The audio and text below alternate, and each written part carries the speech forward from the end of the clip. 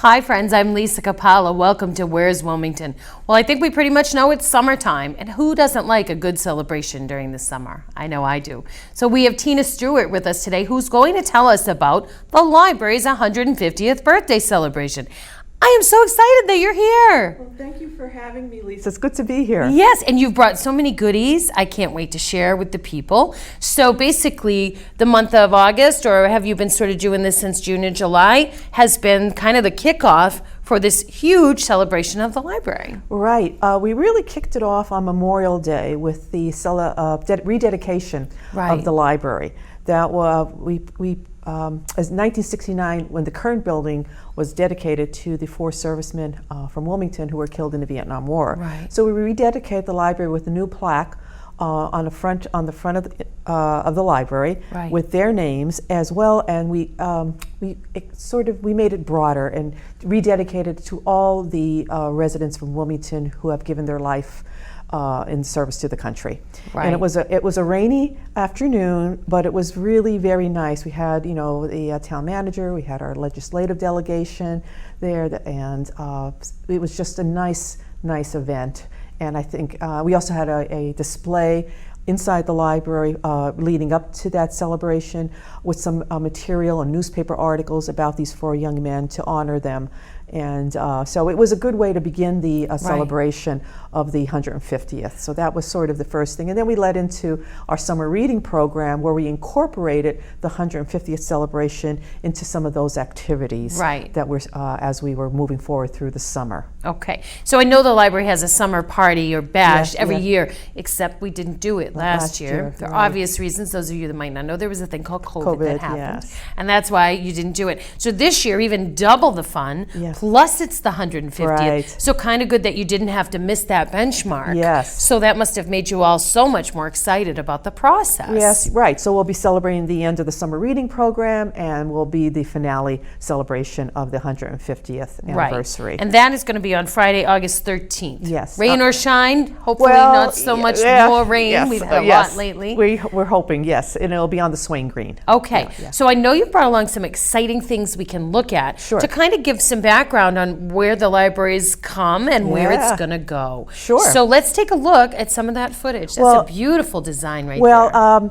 Can you just go back to the logo for a minute? Sure, of I just wanted to give credit to our marketing librarian, Ellen Boyle, and who designed this logo. And I was going to ask you about that. Yes, and so if you drive by the library, our regular library sign we have this logo covering that sign. I noticed that. Did you notice that? And you also did a campaign where you allowed 150 residents to pick up signs and yard signs that are exactly like the logo that they're displaying. So I see a theme here. Yes. 150 is the theme. signs were given out. So if you're driving around Wilmington, you can't miss it. Nice. So it feels, for me, really gratifying to see the whole town involved in this celebration. Yes, and so thank you, Ellen, for making that. Yes, right. All right. Okay. Shall we move along? Let's move along. Okie dokie. Yes.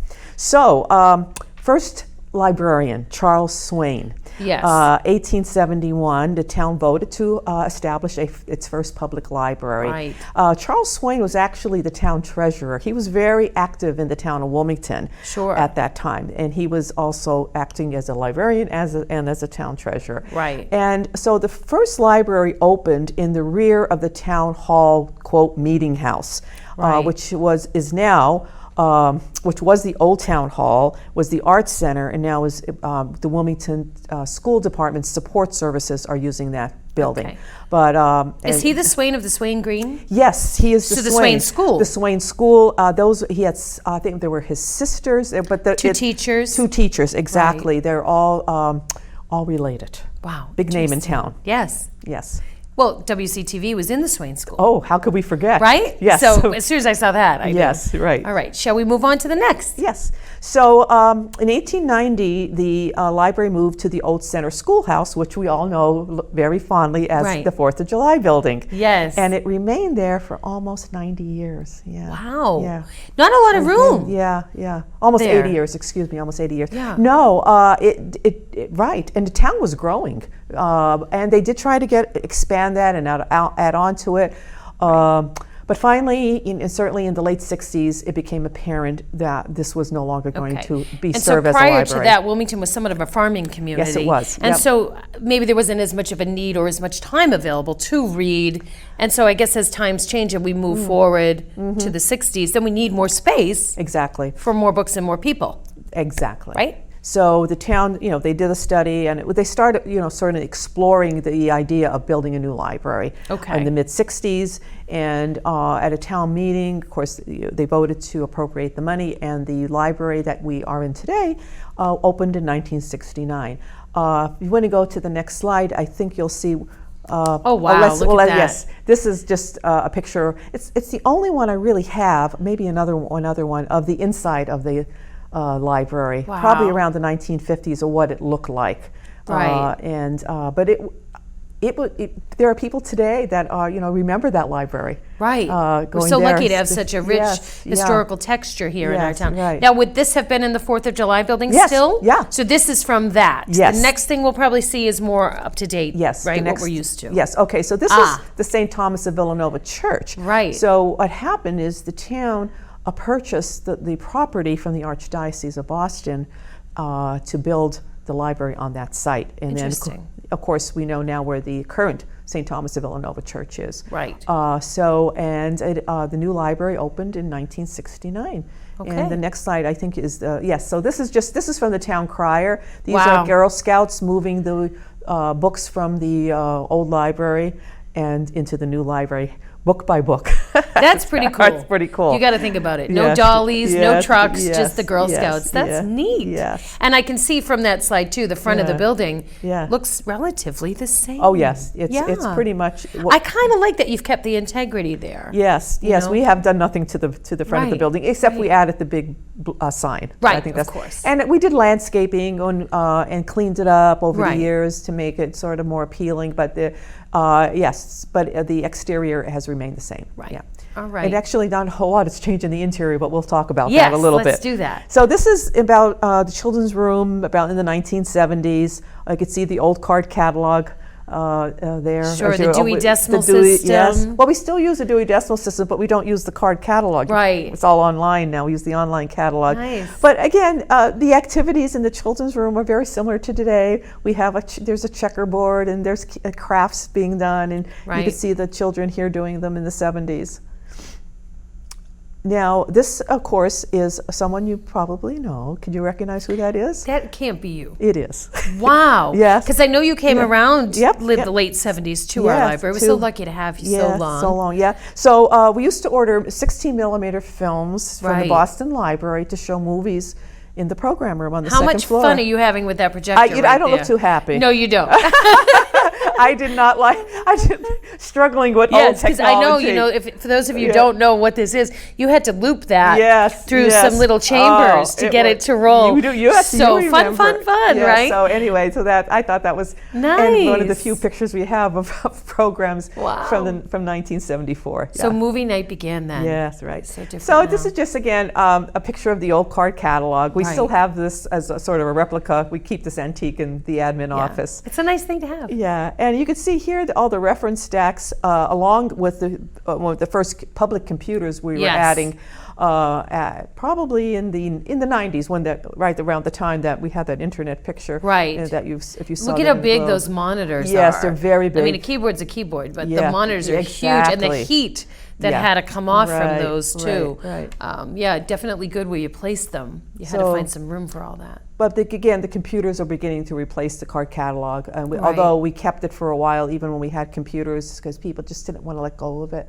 And then Right. finally, we said it's time. So Right. now it's all online. Make the transition. Make the transition. Yes. Yes. So we could go to the next slide. So I did want to, talk about the Friends, who have been such a wonderful asset to the library, so supportive. So they were established in 1997, and they did. This is just a copy of their newsletter, their very first edition. And they've been such a part of the library's history since that time and supporting it. So what the Friends of the Library does, for those who don't know, they manage the bookstore next door, Yes, right? yes. And they also help with fundraising and marketing and yes. anything you guys kind of need outside the scope of all the million things you're already doing. Right. They really enhanced, of course, we're primarily supported by the municipal budget, but they do a lot of the enhancement services. They raise money for us for additional programs, some extra furniture and equipment when we were doing the makeover, and they recently they did Wilmington's Earth Year, where we gave out seedlings to the community. So special programs, special initiatives. And there is a picture of the bookstore next door. Cool. I don't know what slide it is, when the first day it opened. Now, just as an aside, is it rare that a community would have an organization like that attached to the library, or do most towns have? Most libraries have a Friends organization. It's very common. Okay. It's very common. All right. Let's see what's next. So I guess we could talk. I know what that is. Yeah. So yes. So in the let's see. I became director in 1996. So one of the first things we started to do was to study the needs of the library in terms of expansion of a new facility. And we did some studies, program studies, what was needed, and some possible sites for a new facility. And one of them was the Whitfield School site, and that was proposed in 2002. That proposal failed. Do you really think it would have been big enough? Oh, that was going to come down. The proposal you were was going to use the land. The land. Okay. The proposal was to raise the building and to build a new library. Right. But that was not acceptable. Everyone wanted to keep the library, or at least the majority of the citizens wanted to keep the library closer to the town common. Right. So the next slide, you remember this. The Swain School, my favorite. The Swain School. So the second proposal in 2005 was to, again, the proposal was to raise that building and to build a new library on that side. But that proposal also failed. Right, and for those of you who don't know, this building, the Swain School, was right in front of where the Buzzell Senior Center is. Yes, that's correct. And now it's where we have our farmers market. Farmers market. But the Swain School was there for quite a long time. Yes, it was. Yeah. Well, yes. And then the high school before the one that this was considered the new high school. This was the old high school. Right, correct. So now we have the Swain Green, which is a wonderful spot. And that building served us well for many, many years. Yeah. Yeah, it was a lovely building. So moving along, so anyway, when we lost the proposal for the library at the town meeting, we got the majority vote, but not the 2/3 required. We did go to the polls, because that was the second part, and these are some supporters with their signs at the polls. So, but after this, we figured we lost, and then this is an interesting little factoid. Please. The same town meeting where we lost the library. And I remember that, by the way. Okay. The land, the property adjacent to the library was for sale. Right. At that town meeting. It wasn't available when we were doing the study and the proposal, but it did become available, just the timing, available at that town meeting. So the town voted to purchase it. So the town manager at the time, Mike Kyra, called and said, you would like to use that property for overflow storage. So what a nice gift. So I knew that, yes, that would be great, because we had some space challenges. Right. And which is why you wanted the new building, among other things, providing more services, looking forward to the growth in the population. And I remember around that time when the election was going on and when that was happening, there were other projects that kind of had to take precedence according to the community over. So it wasn't that they didn't want to help the library, they're just other things that kind of needed to kind of get done first. So it's nice that you kind of got this extra little gift, if you will, when you did lose. So what had happened, the friends got together and they were beginning just to sort of store books there for our annual book sale. As you know, we used to do that. And someone said, maybe we could turn this into a bookstore. So Mike Kyra said, I don't have a problem with it if you'd like to. So in April 2007, the bookstore next door opened. Nice. And again, this has been a win-win-win, as I like to say. It's a great place for people to donate their used books. It's a great place to buy books at bargain prices. Right. And it's revenue to the library. Right. Through the Friends. Right. For our programming. So again, it's all volunteers. They're open Wednesdays and Saturdays from 10 to 4.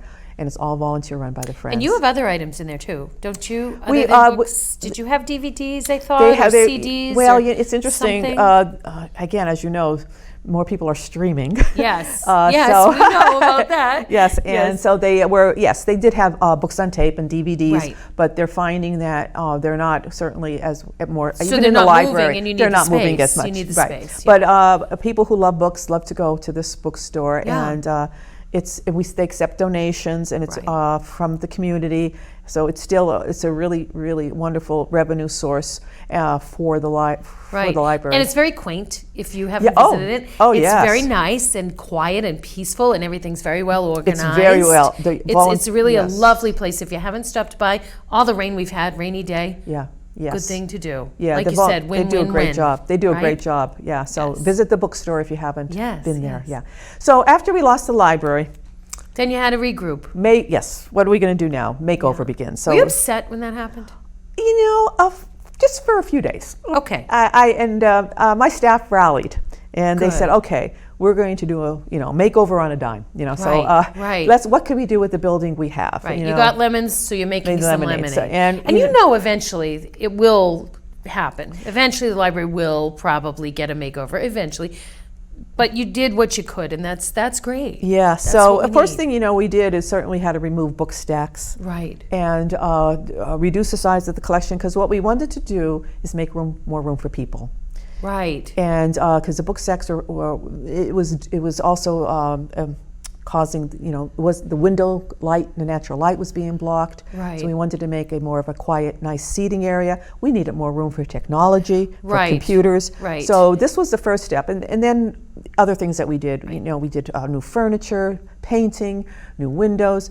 Public buildings was awesome. They did taking out the books.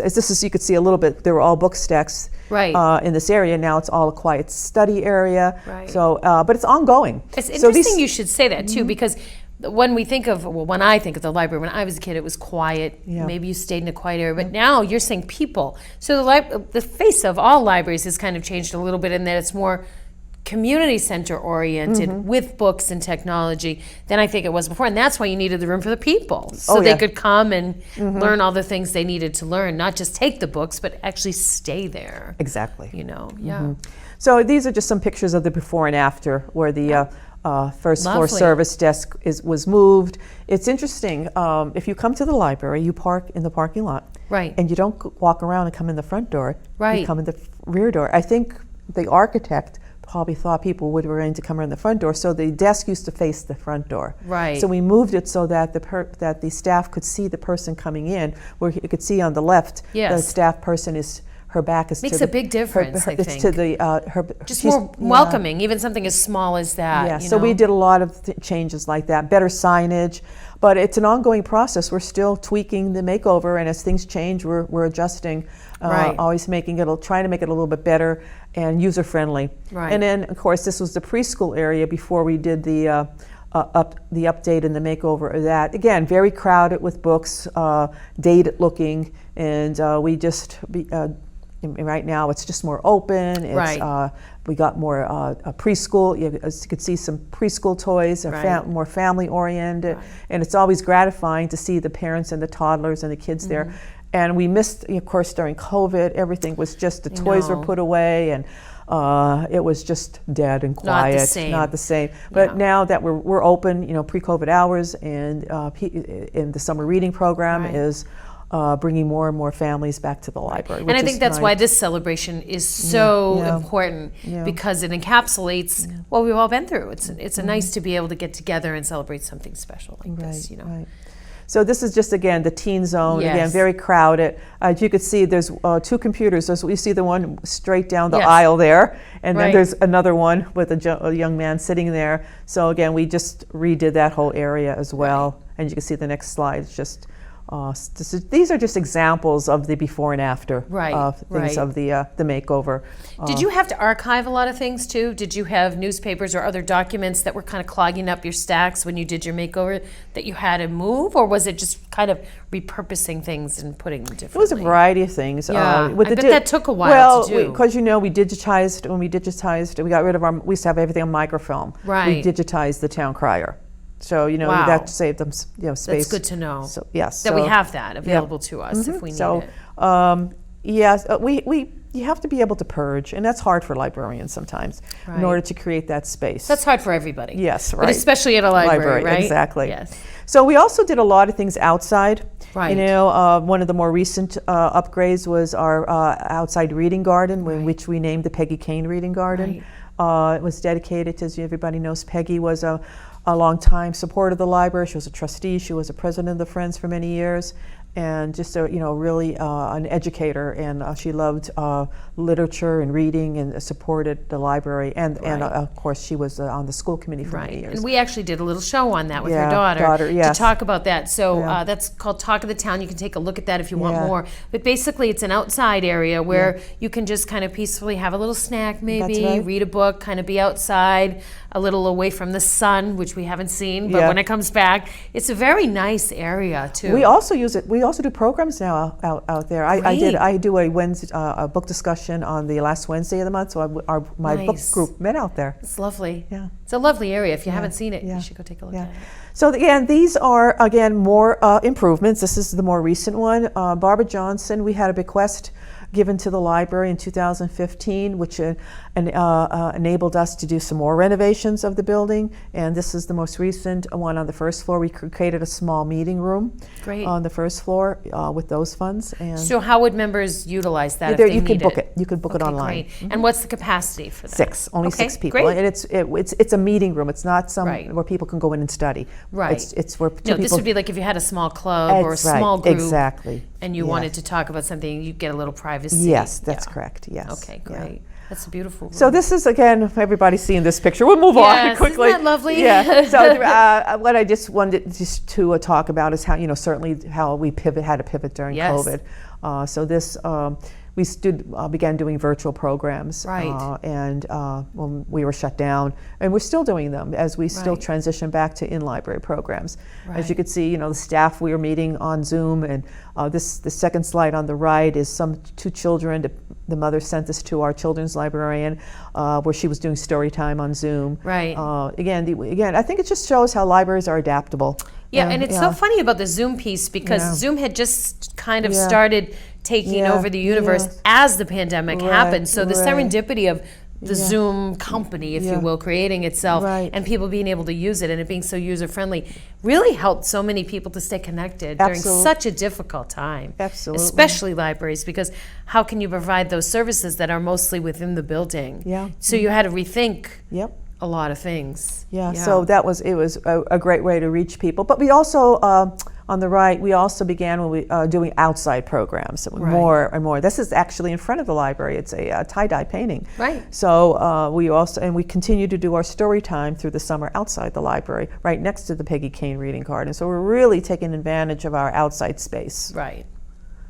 And again, this is just an example of us, certainly of the staff, accommodating, trying to balance service and safety.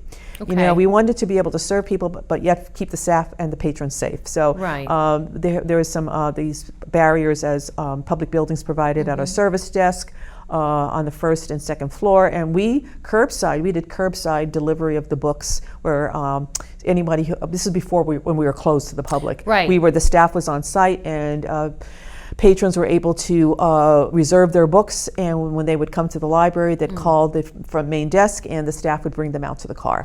How often did people utilize that service? When we were closed, really? We were giving out like over 1,000 books a month easily. Wow. Yeah. Now we still will do it for people. Now as a convenience, an elderly person may not want to come in. There may be a parent with some children in the car. So one of our parking spaces we've dedicated to curbside pickup. So you're still doing it? Yeah. Even though although COVID, yeah, we don't yeah, know we'll where do it's it. going, but you're still doing it. We'll still do it, Wow. but it's not. It's now that Right. we're open. Most people want Right. to come in, but we. Right. But if someone for any reason cannot come into the library, would like us to bring out the books. So maybe that's kind of a silver lining. It's a program that you learned Yep, to do exactly. that now can be utilized in a more positive way than kind of where it was before. You know? And that's true. And Yeah. that also is for Zoom. We'll probably continue to do some Zoom programs going forward. Right. One thing I will just mention is that we've been collaborating with neighboring libraries, and we've been to get some really big name authors who virtually can Zoom in Sure. and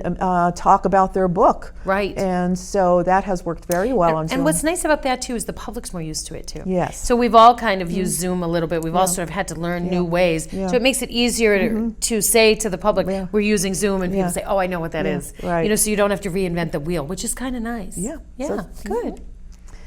So again, I did talk about the Rededication Memorial Day. So sort of now we could just talk about what we're doing a little bit Right. To celebrate the 150th anniversary of the library.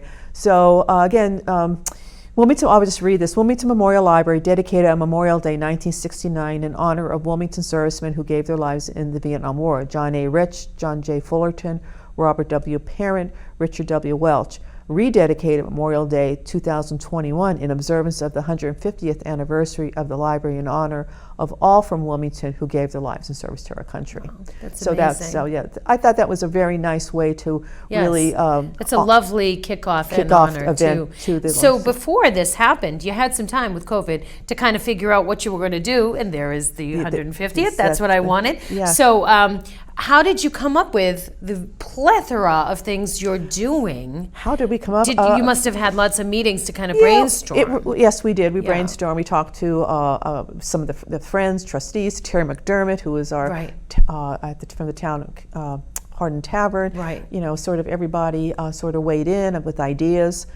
So it just took some brainstorming. Right. And the hardest part was when we were planning, we just didn't know what the summer was going to be with Right, COVID. So we right. tried to plan things that we could do regardless of what the Right. So restrictions sort of a might plan be. A and then a Yeah. plan B, Yeah, right? with all the Wow. restrictions, we just didn't know if and when they would be lifted. Okay. So we tried, and we knew we wanted, like the yard signs could have gone no matter what. Right, So we were right. trying to think of things that would work either way. Right. And you had caps also. Oh yes, Are those gone? I Because I wanted- think I want one.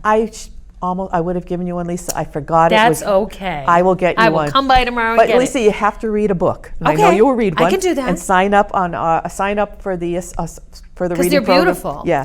You can see that on the website, which also has been Yeah. redesigned too. Yes. If you haven't taken a look, Yeah. it's lovely. Yeah. Super user friendly. It was great before, but it's Yeah. even better now. And there's pictures of the cap on there that Yes. you can get, and it has that beautiful design that Ellen did. Yes. Right on it. So that's nice. I was not sure whether you're only giving out 150 of those. Well, Did I miss the boat?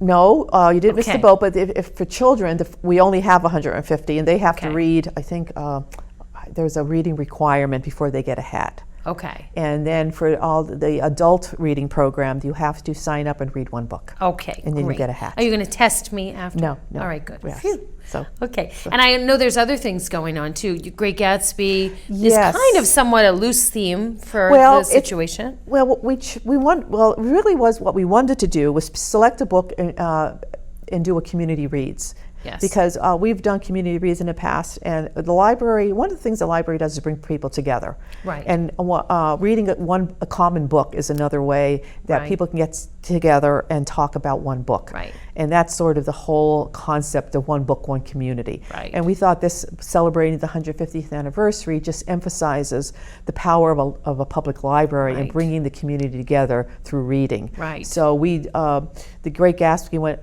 this January 1st went into the public domain. So it was a wonderful. big hoopla on the Great Gatsby. Yeah. What And- does that mean for those who don't know? Why is that important to a library, the public domain piece? Well, it means that it can be adapted in Right. in No various copyright form. infringement problem. Yes, right. It can be adapted into more different versions and people without getting the copyright Right, license. and the fees. Yes, Because yes. what people might not realize is Yes. all of these wonderful things have to be paid for. Right. So if you pick something that's in the public domain, Yeah, there's no fee for copyrights or anything Yes, like that. it's a which lot is easier, nice. right? Yeah. And so so we're doing that. What's great about The Great Gatsby too is I've read the book. That doesn't count for my hat, I'm sure, but I have read that. And also, there are 2 movies, the original with Robert Redford and the newer one with DiCaprio. So kind of nice that there's lots of ways people can read the book first and then sort of see the adaptation of that on the screen. Yeah. And it's always different when you read the book and then you see the movie. It's interesting. Many of us had that was a high school assignment. Right. And so first time you read it, people say, "Oh, it's just a book about rich people." Right. And about our second reading, when you're a little older, Yes. you begin to see that it's much more than There's that. a lot of double entendre in there, Oh, and yes, things that maybe definitely. if you weren't a little bit more mature, you wouldn't quite get the woven in references. Because I watched the original Robert Redford when I was a kid. Yeah. But then when I got older and watched it a second time, I saw things that I didn't see the first time. That's true. They were there. I Yeah. just didn't see them. Rereading it is really recommended, and it's a book that you really have fun talking about. We've had Definitely. fun talking about Definitely. it in our book clubs, and Right. we had recently our keynote speaker, Maureen Corrigan, who's the NPR literary critic, Zoom, Nice. did a wonderful job talking about her love of The Great Gatsby, and Right. she is incredibly knowledgeable Right. about Fitzgerald and the Gatsby. So Right. that was a great program. Even you could talk about him as an author, but Yeah. the culture at that time, Absolutely. the fashion, there's so many ways that it speaks to so many people. Yes. It's really for everyone, Yes, which is right, great. right. What is next for the library, as if that was not enough? What's next? I mean, we're going to do the Big Bash on the 13th the of August. I think we have only 2 more programs left on The Great Gatsby. The other thing that we're going to be doing is just the finale event, Right. Which will be on as you noted earlier, on August 13th on the Right. Swing Green. We're going to you'll have a photo op. We're going to take that big sign that's Fun. on the front of the library, so a little remembrance, people can take a picture there. Well, friends are going to be giving out 150 packages of sugar cookies, and you could. They're also going to be doing a drawing at that to raise to get more members. So that's part of it. So we'll be winding down, but I did want to. You mentioned the website. Yes. I would definitely go to the website if you want to see more old pictures of the Yes. library. Brad McKenna, our technology librarian, and I kept doing the research and giving him pictures, and he collected them, and we have them by categories, Right. just to really visit the website to kind of go a memory lane. And if anybody has any pictures to contribute, which we haven't really emphasized, if of the library, or of going to the library, or the memories of the library, would love to capture those.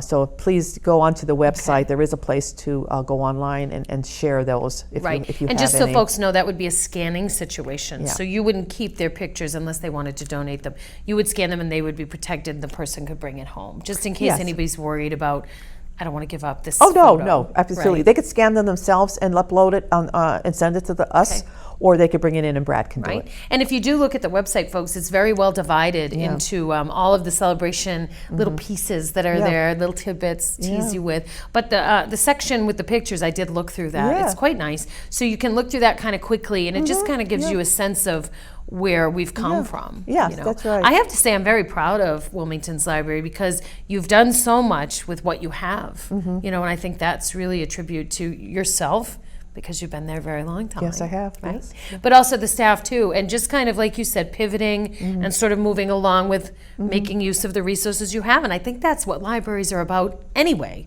So it's kind of a marriage of those two things, I always ask you this question every time you come. Do you think libraries will ever be obsolete? Oh, absolutely not. I mean, do you remember when the internet first came upon us, and people said, why do you need a library when you have the internet? And what we did is that we utilized the internet to make our services better. Right. and further reach. So we took the technology and just enhanced the services of the library. It didn't really make Right, out because I'm sure that was a little frightening. You know, you've come up through the ranks, so you've been there from the projector, Yeah, which we yes, saw, yes. and then, you know, the keyboards and you know, removing the card catalog. So you've seen all those changes happen, and the Right. library is still going strong. Oh, so yes. if it's made it through COVID and through everything else, obviously it's going to continue. What do you think will be the future of library services? Well, right now, one of the other things I think to note is that it's not just about a transactional experience in the library. You come, Right. you come in, you give us a book, and we check it out. It's more of a experience. It's transformational. It's through our place in the community. Right. I mean, we do so many different things now as a library. Right, Some and things like even the inclusion and diversity piece that you know we're talking about now more as a nation and as a community has probably changed the way you look at things and what you provide. too. Right. Well, we're really our tagline, you know, is community starts here. Right. And I think we've demonstrated that in many ways. Some of our offerings include, you know, Welcome to Wilmington reception, and of course we did the Welcome to Wilmington video with WCTV when Right. we couldn't meet and couldn't offer the reception last year. We do a townwide yard sale. We did a Revived Civility program in 2018 to talk about, you know, how do you talk to a neighbor or a relative whose politics are different than yours Right. in a civil way, and you know, where our country was, you know, having this sort of dichotomy. So you know, and we offer those kinds of certainly programs, and then you know, all bringing people together through book discussion. So if someone new comes to town, we are a place you can go and meet somebody else Right. who is interested in the same thing that you are. And so it's become sort of a community place as much as it is. Well, books will always be a literature and certainly the literary experience and literacy is always going to be an integral part of our mission. Right. However, I think what we are now is certainly a part of our mission is certainly community. Right. And our local history, that we are the archives, and so Right. people know about their town. We offer local history programs and cemetery walk with Terry McDermott. Right. And you know, just to keep that alive. So if you move to a town, you want to know about its history. So you know, we're a place for that. So I think for a library, I see that, you know, this is essential if you want to have a civic identity. It's Right. the library that And you offers do that. a lot of lectures too, don't you? Is it through the Carter program that you do? the lectures? No, we do. No, that we do. That those funds are separate. They're Okay. they're a separate group that does the card. But our funding obviously comes from the Friends, and the town has also now supports our programming. We get grants. We get grants for programming, and so it's multifaceted. And we do robust programming. I mean, we do a lot of programming, and I think the community really loves it. But we try to cover a lot of bases. You do. But so it is a place that, you know, and we want the library to be a destination, especially for young families. So people come to the library feeling good that it's a place they feel welcome, Right. and will want to spend time there. All So right. again, we're moved from just stopping in, picking up the book, and going, which we had to do during COVID. Right. But now we want people to sort of feel that they can become there and stay a while, feel welcome, and feel that this is their library. Okay, my last two questions for you. Number one is, what can we as a community do for the library, for you? You, as a librarian, as yourself, have given us so much. What do you need from us as a community? You know, Wilmington is very supportive of its library. The most gratifying, you know, people come in and are thankful for the services we provide. And I think just expressing that, letting us know, letting our town's Board of Selectmen, our town manager know that this investment is a good one Okay. in the town. Well, that's easy. Everybody Yeah. can do that. Yes, right. Anything final you'd like to tell our folks today, Tina, before you scoot off and go do all the amazing things you do? I guess, you know, certainly just thank you, WCTV. I think we have a wonderful collaboration with you, and we could go on and talk about all the things that you do. You do the Digital Divide podcast Sure. with Brad, and we've done a Welcome to Wilmington video with WCTV. So we certainly appreciate that. But I just acknowledging all the wonderful staff that I work with over all the years. Certainly a great staff. The town administration has been extremely supportive of the library. We have a very supportive board of library trustees. And the friends, how can I, can't thank the friends enough. Right. And to kudos to them. And anybody, you asked what the community can Yes. do, join the friends.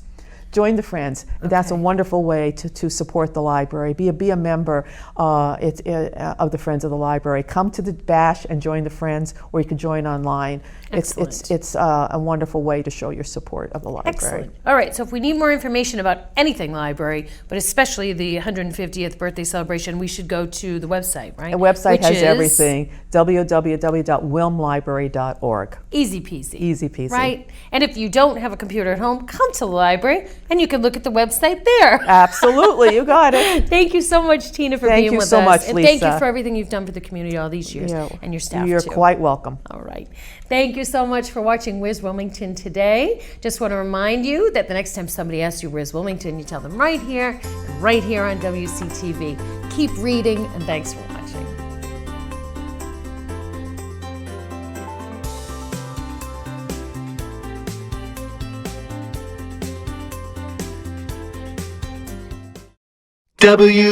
WCTV, connecting our community. WCTV, connecting our community. Wilmington, Massachusetts.